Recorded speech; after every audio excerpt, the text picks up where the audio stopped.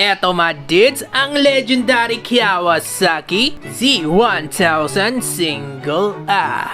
Siguro naman looks like family sa'yo ang motor na to dahil ito ang nakilala nyong big bike na ginagamit ng mga paborito nyong motovlogger. Bukod pa dyan, ito din ang dream bike ng karamihan sa atin dahil sa pagiging pinaka-affordable 1000cc inline 4 out of all the Japanese bikes that you can buy here in the Philippines. But, the question here madid is, despite sa pagiging abot kayang pangarap, eto na nga ba talaga ang big bike na para sa'yo? Kasi hindi porket na may pambili ka na ay hindi automatic na dyan na magtatapos ang mga gastusin. At lalo na ang magiging responsibilidad mo pag nagkaroon ka na. So without further ado, kilalanin natin ang motor na to, gaano siya kataas, gaano kabigat, at magkano inaabot ang cost of living with the Z1K Single A. As you might already guess mga dudes, napakabigat na motor talaga to at 221 kilograms.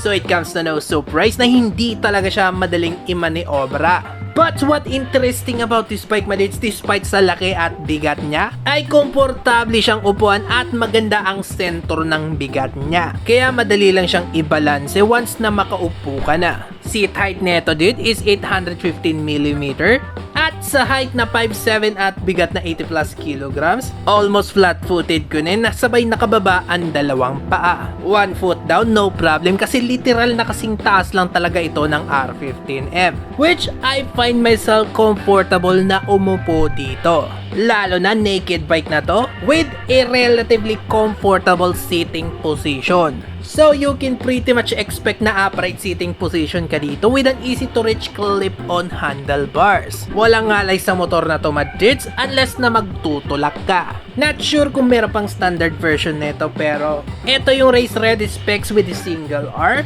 which is called the Z1000 with an R, which translate to yayamanin na variant that comes already equipped with a dual Brembo caliper up front and a gas charge O-lens suspension. Worth it ba yan? Oh hell yeah my dude! If you're into racing and have the skills needed, for that purpose madid mas mapapakinabangan mo at mas matutulak mo ang potential ng motor na to.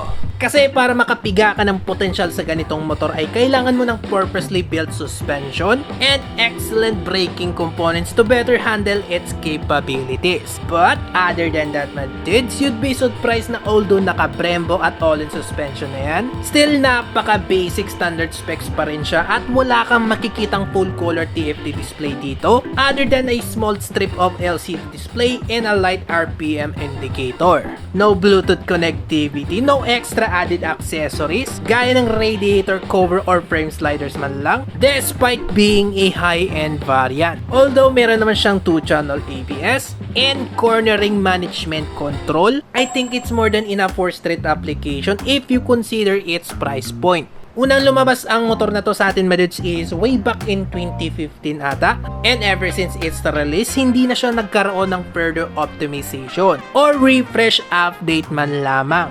So sa ilang taon na nagdaan madudes, it's still basically the same bike. Which is why bakit mas mura siya if you compare this to other 1000cc naked Japanese bikes, kasi matagal nang hindi siya binibigyan ng pansin ni Kawasaki. And sadly, currently being discontinued as this moment.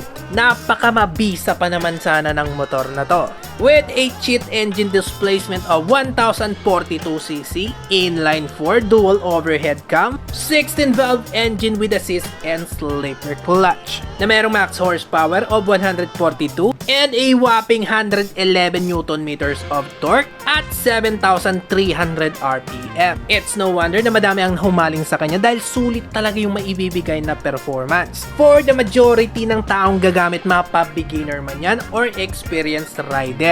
Price of the Kawasaki Z1000 Single R dudes is 710,000 pesos with an initial down payment of 142 and a monthly of 20,738 pesos. Naka-promo price pala ito ngayon dudes ng less than 15,000 pesos. So bali 695k na lang yan dito sa Motor Trade Naga City, Bicol.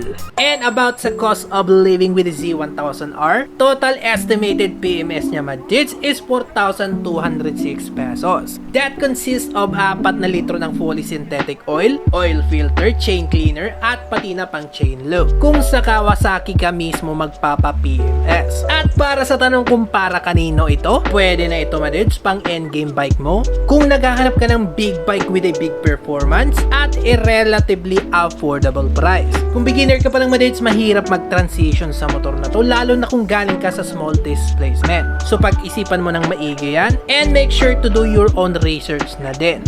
Soon baka ma-test ride natin to madudes. So kung meron ka mga katanungan in terms of sa motor, o kaya ownership concerns, i-comment mo na lang yan dyan sa comment section at sasagutin natin yan kapag nakapag-crash taste na tayo. And as always, my dudes, thanks for watching and see you ulit sa ating next Cheers, Jeremy Smith!